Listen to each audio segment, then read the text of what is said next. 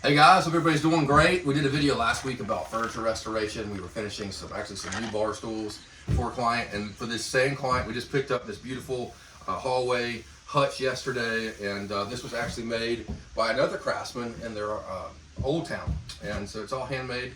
So it's awesome that they're trusting us to kind of give this a facelift, give it something new, and we thought we'd videotape this process because last week we were working on a new piece of furniture with those stools, but I was telling you guys that the processes were the same for existing pieces. So I hope this video will be even more applicable to some of you guys. Everyone's got a piece of furniture around the house that needs updating, right? And you're wondering what's the best way to do it. There's a gazillion ways to do it, but this video will show you a way to do it. And so we're gonna walk you through the process. It won't be a long video, maybe 5 minutes, but you're gonna get to see different checkpoints of this process. But we wanted to show you what it looked like before. Everything is beautiful, all stained, of course. It has a very kind of cherry-esque type furniture grade plywood on top. And down low, of course, it's got a mixture, it looks like, of cherry and sheet goods. So our plan for this piece is we're going to be staining the top with a lighter color, more modern looking type finish, which will include a Minwax stain. In this case, we think we're going to go with special walnut and a water-based sealant. What's on it right now is kind of a more 90s-esque kind of lacquer finish, which is really common for that era. But once we give it this new finish with the water-based sealant, it'll make it look a lot more modern. And it also will be a lighter brown. The challenge on this part of the piece is this is actually not solid oak as we thought it would be. When we got it, we realized it actually is plywood with a veneer grade maple type wood on it. So it's going to be challenging for us to strip this down to raw fibers where we can stain it and also not burn through the veneer. I told the client this, so what I'm going to do for this stage, you'll see, is I'm going to start with 180 grit on our ETS sander. And the reason I'm starting at 180 is it gives me more finesse where I won't hopefully burn through that finish. Obviously, it would be a lot faster to use 80 grit, but that would lend itself to not giving me the control factor I need to sand it just down to the raw fiber and not burn through that veneer.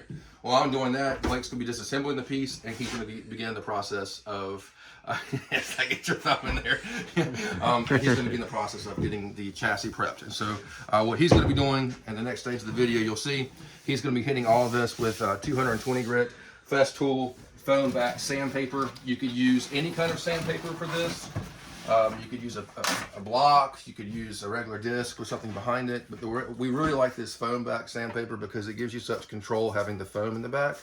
Anybody can get this, you don't have to be a pro. You can go on Amazon. If you do a lot of restoration work, you know, it's worth the $90 it costs for that box because these things last probably, what, 3 or 4 months for us.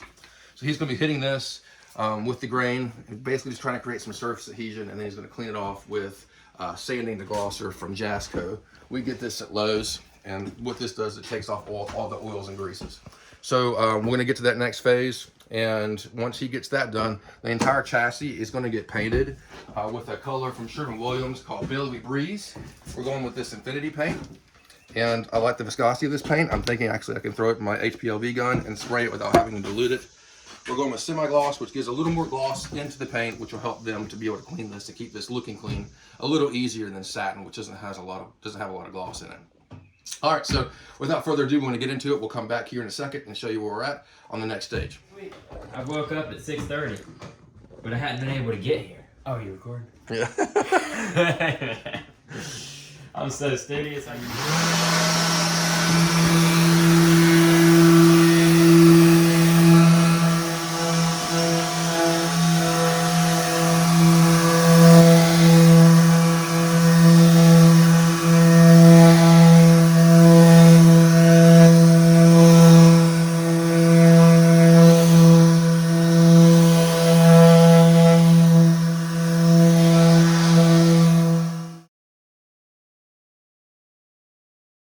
Okay, so we're about a couple hours in here. Blake's been dismantling the chassis, and I have been trying my best to get this stripped without burning through the veneer.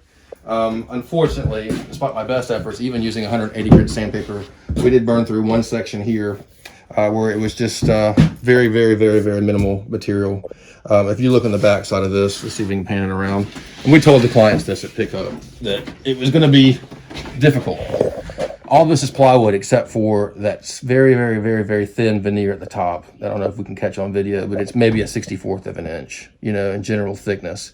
The places I burned through, I didn't do anything different for those spots, but they are probably just thinner because the original craftsman maybe sanded a little bit more there when they did the original stain. And so just know that that's kind of the nature of the beast. We talked with the clients. The plan moving forward at this point, and I'm hoping everything will be good, is we're going to try to knock these custom trim molding off the outside and repurpose them into a new piece of maple plywood.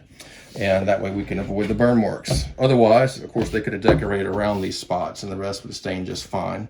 But you know, we like to do heirloom quality furniture, so we like to give options, and that was the option that we're trying to move towards. And if this doesn't extract, we'll have to get some kind of molding that looks like it. Luckily, though, the top did come off the piece easily, so we can replace it. So that's where we're at. Just be aware of that. The alternative to all of this, of course, would be to paint the top, but then you don't get to see the beautiful wood grain. So just know that if you're restoring furniture, you need to be aware, am I working with a veneer or am I working with solid wood? If we were working with solid wood, none of this would have been an issue. So just be aware of that. And if you're a craftsman like us and you're working with clients, make sure you level set. I'm doing the best I can to sand this down to raw wood without burning through. One of the things you may have saw in the video a second ago that Blake shot is I wasn't staying in one place because sanding with the oil sander develops heat. And so you want to just barely sand and then come back. So if I'm trying to sand this spot, I'm going to sand there. I'm going to come back there. I'm going to come back there.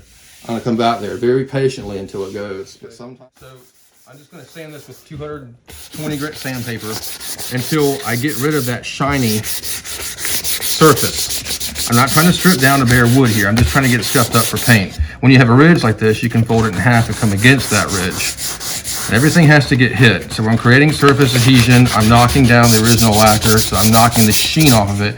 And that's where this foam back sandpaper that we were telling you about earlier really shines. It makes this contouring against different frames and edges and profiles much easier. And so see that sheen here? I gotta knock that off. Okay, once you get it to where it's all knocked off, then you come in with the deglosser to get any remaining contaminants off the surface. This is ready for deglosser. The sheen is gone, so that's what you're looking for on your pieces you're prepping for paint. So we actually come outside to start painting it, and then we realized down here on the baseboard, there are some nicks that I knew were going to show up in the paint. So Blake brought up the CTS out here, and the CT-Sys, sorry. He's jamming away on his work team. Okay, so we've got all the panel sanded down to 220, and this is the deglosser. And basically we're just going to put this on the surface with a rag. And what it's doing is it's taking off any remaining contaminants that are on that surface, any oils, anything basically that's going to mess up our paint. And so just before we start spraying primer, we wipe the whole surface down with the deglosser, and then I've got a clean rag to buff it off with. And then we'll hit it with the air compressor, and then we're ready for paint. So that's the process. This looks shiny now that I'm wiping this off. And that's why it's really important that you do all your sanding work and make it look dull before you get to this step, because after you get this wet, it's kind of hard to see what is dull and what's not. So everything's been sanded, deglossed, then primer, 2 coats, then paint. 2 coats. Lots of work. 2 and 2. It's a good example. See, it's getting off that sticker that I missed from the old felt piece. I'll probably need to hit that with a sander, because the paint's not going to hit that very well. All right. All right, dudes and dudettes, we got the Kills primer. I've got it diluted down a little bit where it's nice where I can spray it. I've got my Graco gun loaded up with a number 4 tip, and I've got everything out here staged and ready to go. And we're going to go down and lay some primer down. We're going to get 2 coats of primer on this.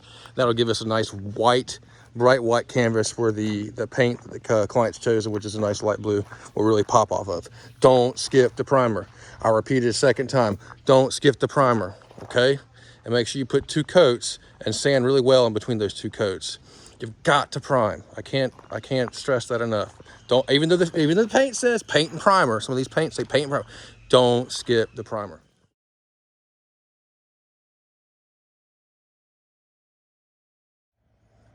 All right, both coats of primer are down, and we're about to start spraying on the top coat, the Billowy Breeze.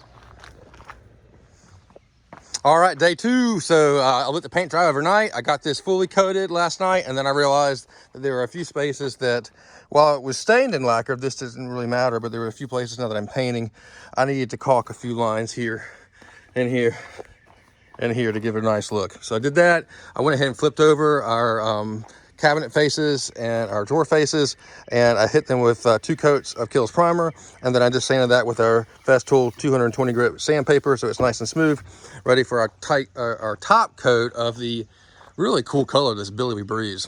All right, let's do it. Let's get this thing done. Step it in here. We've got a new top. Unfortunately, we just could not strip and sand the other one without burning through the very thin veneer. So we built a new top. It is what it is. That's maple plywood and special walnut, and I've also got some ash tops for their end tables. Lots going on right now. All right, guys, this build is done. I love these kinds of builds. It's amazing, like what kind of a difference you can make in a piece of furniture with some fresh paint and giving it a facelift. So we put the hours in on this one for sure. We actually got one less day this week to get it done. The clients had some things they need to do starting on Friday. So today is Thursday, so we pushed to make sure we can get it delivered to them today. Turned out well. I think it's awesome. I love the color. This is Billowy Breeze, which is a Sherwin-Williams color. And I've used a new type of paint for us, this Sherwin-Williams Infinity paint. And I really like this paint. It sprays well. It doesn't have to get diluted much, if at any, to get sprayed in our guns. And it just lays down very smooth. We use a semi-gloss paint that feels like it has a good amount of oil in it. Both of us commented how hard it feels. Oh, so smooth. Yeah. You can't even get this kind of finish. I was telling Daniel, in like a furniture store, I mean, you just gotta custom get that kind of finish. Yeah. Usually when you're feeling something that smooth, it's because it's a lacquer paint. We don't like to spray lacquer here for a lot of reasons, most of which is being VOCs. So this is actually a low VOC Green Guard product. It is waterborne, and so it's water cleanup, and it's just a much better thing to work with waterborne paints for us. But it's rare that we get to find one that's that hard. We had been using Emerald urethane, which is a product we've been getting at the Sherwin-Williams stores. And they've had some supply issues lately, which is one of the things that prompted us to try that. But I tell you what, I like it better than the Emerald urethane. I tell you what. Yeah, I tell you what. I'll tell you what. Anyway, okay. This is why we never get anything done. One of the things that did not go well, but we thought this may be an issue, was the original top had a veneer gray plywood, and it was very thin. And I told the clients before we started, there's a good chance, no matter how careful we are, that we're going to burn through the top layer, which is probably 1/64 of an inch. And trying to get to raw wood fibers because they wanted it to be stained a different color. So we gave it our best shot. Unfortunately, we got about 95% of it perfect, but right here we had a pretty big section. It was just very thin, and there's just not a lot of meat there. I didn't do anything different there. I didn't do anything different with my sander. It just unfortunately it burned through. So It ended up being a little bit of a blessing. How's that? Well, I think because, you know, the Lord presents us with opportunities to do better, and we ended up making something that's just so much better looking. Yeah. It has a much more, not that that's bad looking, but, you know, Daniel and I were saying that's got a much of an older kind of 90s model-esque, very oaky, and this is so much more refined and 2021 exclusive. So what you're looking at, we'll try to show you a little picture-in-picture, but this is a maple plywood, maple veneer, and we stained it with special walnut. We actually got a little bit darker hue out of the special walnut by letting it sit there for about probably 10-15 minutes and get to almost like a gel-like consistency before we wiped it off. So we got a little bit darker than a dark walnut, almost a provincial look, but that's what the client wanted. And then we, as Blake said, chose some more modern looking type trim to go around the perimeter. And hopefully that freshens the piece up even more. So, you know, a little more work than we thought it was going to be, but we hope the client likes it. And now comes probably the hardest part, which is delivering this thing without hopefully getting lots of chips and stuff in the paint. So, really happy with how this comes out. I hope you guys like it. If you have questions, we'd love to answer those. The idea of this video is to show you how you could do this at home with minimal tools. Don't feel like you have to have a sprayer. You can do this with a roller. It might not look quite as smooth, but you can do it if you're careful, okay? If you're looking for a cheap gun, we'll put some links down below. If you'd like that, let us know. The Home Right Spray Plus is a really good unit you can get off of Amazon. And I've seen a lot of people that have had great success with that. It's good for hobbyist use, you know, occasional use. every few weeks you're doing a project. Obviously, if you're in a shop like us doing production, when you're painting daily, you want to get a more pro grade gun. We use a Graco 9.5 Finish Pro system. It's an HPLV unit with its own turbine. It's not cheap, but with as much spraying as we do, it makes sense. And that's one of the things that's helping us to achieve this finish. But you can do these kind of things by yourself.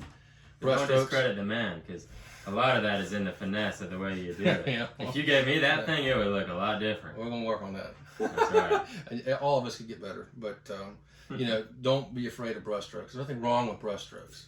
Even if you get brush strokes, there's a certain aesthetic with that. That doesn't mean bad. Brush strokes just mean different. So, yeah. Anyway, I'm yakking a lot. Anything else you want to add? Oh, it was a fun project. I hope they love it. I was kind of hesitant going in because I have this like woodman mentality. Like anything you paint's gonna look worse if it was wood. But really, have to say the Billowy Breeze turned out to be really nice. And the finish on the top, it really brought it out where it's not just one blob of wood. It's just a beautiful accent piece that any home could be elevated by. Mm-hmm. So we thank the clients as well for providing us with the work, and always. Most certainly. Cool, guys. As always, thank you so much for watching. This is Jesus Was a Carpenter. I'm Daniel Taylor. Blake Safer. And if you guys would like to reach out to us for work, let us know. You can contact us many different ways. DM, call us, email us. All of our links are on our posts. We'd love to hear your thoughts and comments and questions. Thanks so much for watching. God bless. All right.